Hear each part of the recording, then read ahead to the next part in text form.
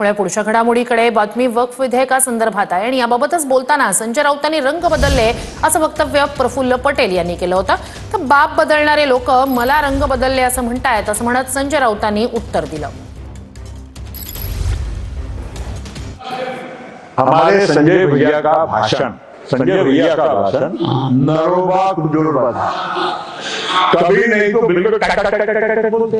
आज क्या बोलूं क्या नहीं बोलूं तो समझ नहीं आ रहा था। क्या बोलूं नहीं बोलूं, देखो अभी भी एकदम ऐसे से कर रहे। संजय भैया आपण कलर नको बदला। ज्याने आपल्या बापाच्या पाठीत खंजीर बसला, बाप त्यांचा शरद पवार, माननीय शरद पवार, त्या बापाच्या पाठीत खंजीर बसणारा हा माणूस पित्रांना बोलतो रंग बदलता। ज्या प्रफुल्ल पटेलांवर नरेंद्र मोदींनी दाऊदचा हस्तक असल्याचा आरोप केलाय, स्वतः दाऊदचा हस्तक इक्बाल मिर्ची त्याच्याबरोबरचे व्यवहार केल्यामुळे त्यांच्यावरती ईडीच्या कारवाया झाल्या, त्यांच्या संपत्त्या जप्त झाल्या, भाजपचे बूट चाटून दिलेली क्लीन चिट दिली, मोदी शहांची धुणी भांडी करून क्लीन चिट मिळवली, आता तेच करताय।